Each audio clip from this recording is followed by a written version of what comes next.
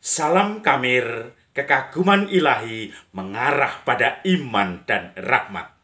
Saudara-saudari yang terkasih, hari ini saya mau sarapan dengan roti yang di tengahnya ada manis-manisnya. Yang di tengahnya ada seperti semirnya tetapi manis-manis. Dan ini yang membuat roti ini terasa enak karena ada manis-manisnya. Walaupun yang kena gula sangat berbahaya.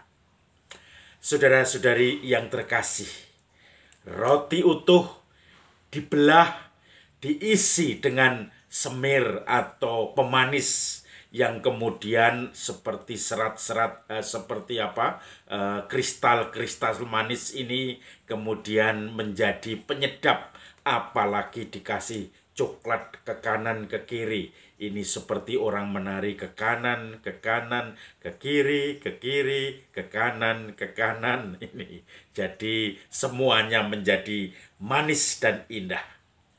Roti semir, roti yang dinikmati banyak orang.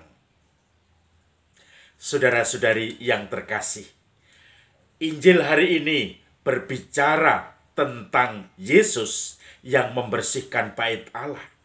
Konteks Injil Markus hari ini sudah bagian akhir sebelum Yesus ditangkap dan sudah mendekati kisah sengsara Yesus.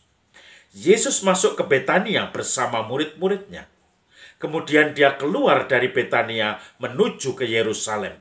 Memang Betania ke Yerusalem itu jaraknya tidak sampai 30 kilo atau tidak sampai 10 kilo karena bisa dalam perjalanan satu hari.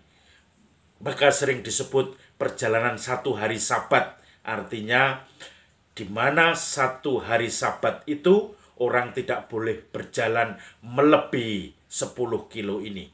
Atau berapa mil saya lupa. Tetapi yang jelas 10 kiloan kurang lebih. Maka Yesus dan para muridnya bisa bolak-balik Betania, Yerusalem, kota maksudnya. Masuk kota Yerusalem, Betania lagi. Maka Yesus pagi itu pergi ke Yerusalem dari Betania. Dia menjumpai pohon ara dan dia dalam kondisi lapar. Dia begitu melihat pohon ara yang daunnya rindang tetapi tidak ada buahnya. Dia langsung mengutuk. Terkutuklah sebab tidak ada seorang pun yang akan makan buah dari pohon ini, dari kamu. Kemudian Yesus dan murid-muridnya melanjutkan perjalanan ke Yerusalem. Mungkin ada kesan Yesus kecewa, lapar tidak ada buah ara. Tetapi tentu saja ini simbol. Kemudian Yesus berangkat ke Yerusalem. Di Yerusalem dia ternyata melihat para jual beli, pedagang-pedagang yang menggunakan keuntungan di bait Allah. Jadi mereka ada yang penukar uang. Uang-uang itu kalau sekarang mungkin ya kurs seperti itu ya. Menukar mata uang luar Romawi karena di bait Allah mereka segala urusan harus memakai mata uang bait Allah. Maka kemudian dibuatlah penukar uang di meja itu. Seperti sekarang ya money changer. Ke setiap uang itu kemudian akan ditukar dengan uang bait Allah. Nanti untuk persembahan, untuk membayar penyucian, untuk kemudian membeli misalnya kambing domba yang harus dipersembahkan. Karena mereka semua itu membutuhkan kambing domba yang terpilih, yang tambun dan seterusnya.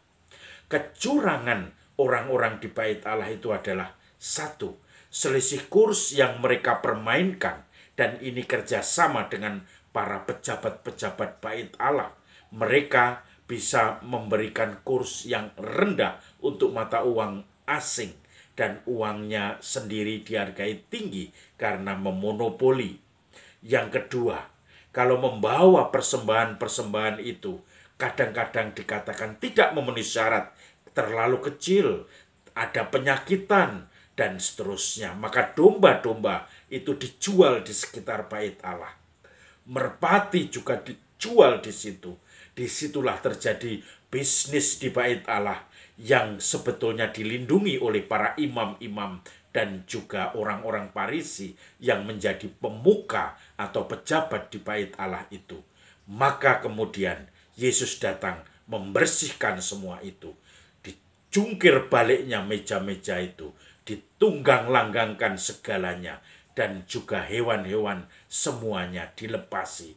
Maka Yesus mengatakan, jangan engkau mempermainkan rumah Bapakku. Maka saudara-saudari yang terkasih, orang-orang Farisi, pemimpin-pemimpin imam-imam, dan juga pemimpin-pemimpin bait Allah berusaha semakin membunuh Yesus, semakin berusaha untuk menyingkirkan. Tetapi karena banyak orang yang percaya akan Yesus, yang mendengarkan firman-Nya, pengajarannya, mereka takut untuk menangkap Yesus di depan banyak orang.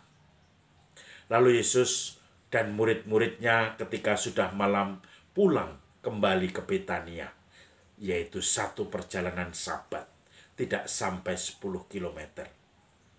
Begitu sampai di rumah, paginya mereka berangkat lagi dan melewati pohon yang sama, pohon ara yang dikutuk oleh Yesus kemarin. Lalu para murid bertanya, "Guru, sekarang pohon ara ini sudah kering semuanya." Lalu Yesus mengatakan, demikian juga dengan kerajaan Allah, supaya kita semua percaya. Saudara-saudari yang terkasih, cerita Injil hari ini juga seperti ini.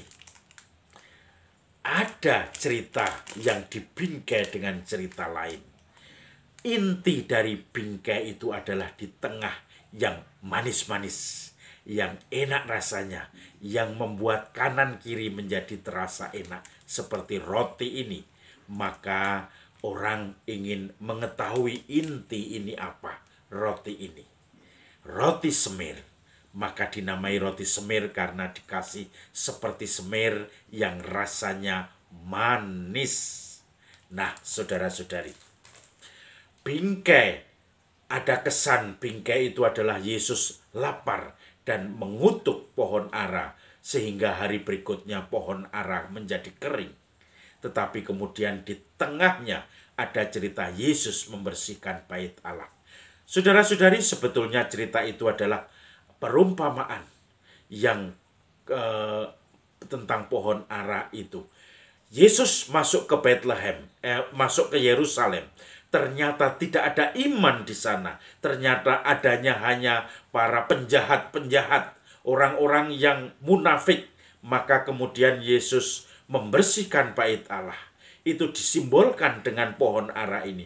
Tidak ada buah, padahal sudah dirawat, padahal sudah daunnya mulai banyak dan pohon yang subur, tetapi tidak berbuah di situ. Maka kemudian ini yang menyebabkan Yesus mengutuk pohon itu yang kemudian menjadi kering. Barang siapa tidak berbuah, dia akan menjadi kering. Dan ternyata Yesus masuk ke bait Allah. Benar-benar orang-orang dari bait Allah, para pemuka dan orang-orang di seputarnya tidak mempunyai buah. Mereka hanya memeras umat untuk mendapatkan keuntungan pribadi dengan berjualan di bait Allah. Mereka mencari untung selangit dan juga istilahnya mencari kesempatan dalam kesempitan.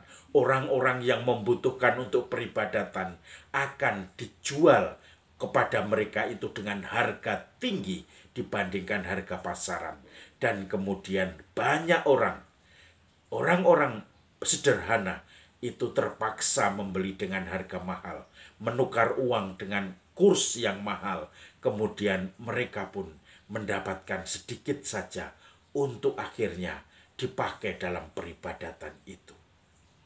Saudara-saudari yang terkasih, orang munafik, orang yang kelihatannya baik, tetapi di balik itu penuh dengan kebusukan, sering kita jumpai di mana-mana. Kita bisa melihat orang yang dengan semangat menyumbang pembangunan gereja, menjadi tokoh di situ. Dan kemudian tidak begitu lama dia ditangkap sebagai orang yang korupsi. Baru setelah diteliti, ternyata uang itu berasal dari uang korupsi. Ada juga orang yang memungut kelebihan dari orang lain dengan sedikit memaksa sehingga dia bisa mengumpulkan uang banyak. Uang banyak ini kemudian seakan-akan dia merasakan orang mampu, dan sebagian dari uang banyak ini diberikan kepada orang lain, padahal dia ngambilnya mencuri. Inilah yang kemudian Yesus masuk, tidak ada buah sama sekali, maka pohon ini pun akan kering setelah dibersihkan dari bait Allah itu. Maka saudara-saudari yang terkasih, ketika Yesus datang menyambangi kita, kita bisa bertanya pada diri sendiri, apakah ada buah-buah rohani, buah-buah roh yang kita hasilkan dalam kehidupan sehari-hari? Atau hanya bau busuk dan kering yang kita hasilkan sehingga kita layak dibuat kering dan rontok karena tidak ada buah? Atau justru buah yang semakin subur dan kemudian berlimpah sehingga kita layak untuk semakin dipupuk, dibersihkan, dan diberkati. Salam Kamir, kekaguman ilahi mengarah pada iman dan rahmat.